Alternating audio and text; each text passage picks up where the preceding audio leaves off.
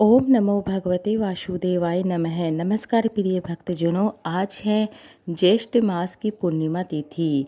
वट सावित्री पूर्णिमा व्रत है और यह तिथि बहुत ही दुर्बल से मिलती है। बहुत ही मतलब एक साल में एक बार ये तिथि आती है। एक तो वट अमावस्या तिथि होती है, ज्येष्ठ माह में आती है वह भी, और एक होती है ज्येष्ठ मास की पूर्णिमा, जिसे हम वट पूर्णिमा के नाम से भी जानते हैं। आप सभी को वट पूर्णिमा की ढेर सारी शुभकामनाएं, बधाइयाँ। आज मैं आपको वट सावित्री पूर्णिमा की हार्दिक शुभकामनाएं देते हुए, वट पूर्णिमा का यह व्रत सौभाग्य और सुख समृद्धि देने वाला व्रत होता है। साथ ही अकाल मृत्यु के भय को हमेशा के लिए समाप्त कर देता है।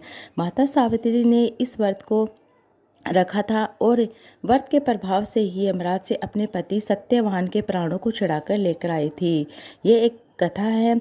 वट वृक्ष की दीर्घ आयु का होता है, अमृत का प्रतीक होता है। वट वृक्ष की जड़ में ब्रह्मा विष्णु महेश तीनों का वास होता है। इसलिए स्त्रियां इस वृक्ष की पूजा आज के दिन जरूर करें, परिक्रमा करें, और जो कच्चा सूत होता है, धागा होता है, उससे परिक्रमा जरूर करें। कुंवारी कन्याएं भी कर सकते हैं, इससे उन्हें मनचाहा पति मिलेगा। पौराणिक कथा है, महाभारत से चली आ रही है। पौराणिक कथा के अनुसार महाभारत काल से जुड़ी ये कथा है।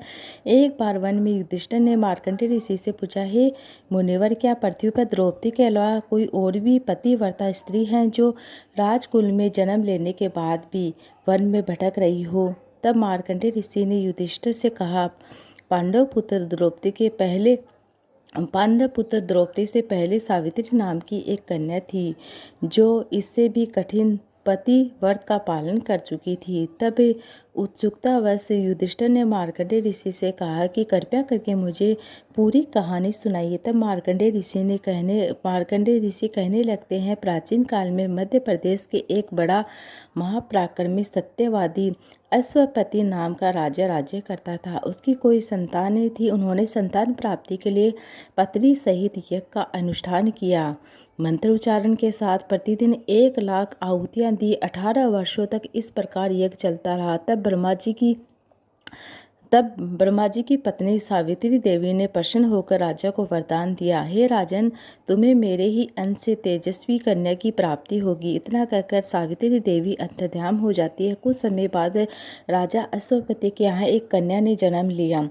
माँ सावित्री देवी के वरदान से पैदा होने के कारण राजा अपने पुत्री का नाम सावित्री रखा। सावित्री बचपन से ही माता सावित्री की तरह पूजा किया करती थी। धीरे धीरे कन्या विवाह के योग्य हो गई। एक दिन अपने पिता के पास गई और प्रणाम करके वहीं पर बैठ गई। राजा अश्वपति सावित्री को विवाह योग्य जानकर अपने मंत्रियों को बुलाकर विवाह की बात रखी, परंतु कोई योग्य वर नहीं मिल पा रहा था। तब उसके पिता ने सावित्री से कहा कि तुम स्वयं ही मंत्रियों के साथ जाकर अपने लिए सुयोग्य वर ढूंढ लो। सावित्री अपने पिता की आज्ञा के अनुसार मंत्रियों के साथ चली जाती है। वन में अल्प आयु में ही राजा के आश्रम में सभी तीर्थ और तपोवन में धूमवती ऋषि वहाँ अभिनंदन करते हुए सावित्री मंत्री के साथ अपने पिता के पास लौट आई। उसने देखा कि राजसभा में देवर्षि नारद बैठे हुए हैं। सावित्री ने देवर्षि नारद और पिता अश्वपति को प्रणाम करते अपना वृत्तांत इस प्रकार बताया कि पिता साल्य देश के धूमत्सेन नाम की धर्मात्मा राजा हैं। उनके पुत्र सत्यवान मैंने पति के रूप में वर्णन किया है। सावित्री की बात सुनकर देवर्षि नारद कहने लगते हैं, राजन, आपकी पुत्री ने बाल्य स्वभाव के वश उचित निर्णय नहीं लिया है। धूमत्सेन का पुत्र सत्यवान सभी गुणों से संपन्न है, परंतु उसमें एक बड़ा भारी दोष है। आज ही के दिन वह 1 वर्ष बाद उसकी मृत्यु हो जाएगी। देवर्षि नारद की वाणी सुनकर राजा अश्वपति चिंतित हो जाते हैं। उन्होंने सावित्री से कहा कि अन्य को ढूंढने के लिए कहा। तब सावित्री बोली, राजा की आज्ञा एक ही बार होती है, पंडित एक ही बार बोलते हैं, कन्या भी एक ही बार अपने वर का वर्ण करती हैं। सत्यवान दीर्घ आयु का हो या अल्प आयु का, निर्गुण हो या सगुण, मैंने तो उसका वर्णन कर लिया है। अब मैं दूसरे पति को नहीं चुनूंगी। जो कहा जाता है उसका पहले विचार पूर्वक मन में निश्चय कर लिया था। जो वचन कह दिया वही होगा, इसलिए मैंने जो मन में निश्चय कर लिया है मैं वही करूँगी। सावित्री ने निश्चय कर लिया और सुनकर नारद जी ने कहा कि राजन, आपकी कन्या यही इच्छा है तो इस कार्य में शीघ्रता करनी चाहिए ताकि आपका यह दान कर्म निर्विघ्न संपन्न हो जाए। इस तरह कहकर नारद मुनि स्वर्ग लोक को चले जाते हैं। राजा अश्वपति ने भी शुभ मुहूर्त में ही सावित्री का सत्यवान के साथ विवाह करा दिया। सावित्री भी मनवांछित पति को पाकर अत्यंत प्रसन्न हो जाती। दोनों अपने आश्रम में सुखपूर्वक रहने लगते हैं। परंतु नारद मुनि की वाणी सावित्री के मन में खटकती रही। सावित्री जानती थी कि द्वादशी से चौथे दिन सत्यवान की मृत्यु होगी। जब 1 वर्ष पूरा होने को आया तब सावित्री ने विचार किया कि अब मेरे पति की मृत्यु का समय निकट आ गया है। यह सोच सावित्री ने ज्येष्ठ मास की द्वादशी से 3 रात्रि तक व्रत ग्रहण किया और देवी सावित्री का जप ध्यान और पूजन करती रही। सावित्री ने अपने व्रत के अनुसार 3 दिन 3 नियम से व्यतीत किए गए। चौथे दिन देवताओं तथा पितरों को संतुष्ट करके उसने अपने सास ससुर के चरणों को प्रणाम करके सत्यवान वन में लकड़ी लाया करता था। उस दिन वह भी लकड़ी लेने के लिए जाने लगती। सावित्री भी उसके साथ चली जाती हैं। इस पर सत्यवान ने कहा कि अगर तुम चाहती हो तो माता पिता से पूर्व वह अपने ससुर से पूछ ले। उन्होंने मना कर दिया, परंतु सावित्री के बार बार आग्रह करने पर उन्होंने जाने की आज्ञा दे दी। साथ ही वन में चले गए। सत्यवान ने पेड़ पर चढ़कर लकड़ियाँ काटनी शुरू कर दी। जैसे ही सत्यवान ने लकड़ियाँ काटकर बांधनी शुरू की, उसी समय उसका सिर चकराने लगता है। उसने सावित्री से कहा कि मेरे सिर में बहुत देर से दर्द हो रहा है, इसलिए मैं थोड़ी देर विश्राम कर लेता हूँ। तो सावित्री समझ गई कि उसके पति के प्राण संकट में है। वह अपने पति के सिर को अपने गोद में लेकर बैठ जाती है। यमराज वहाँ पर आ जाते हैं। सावित्री ने उन्हें देखकर प्रणाम किया, कहा कि प्रभु, आप देवता गंधर्व आदि में से कौन हैं?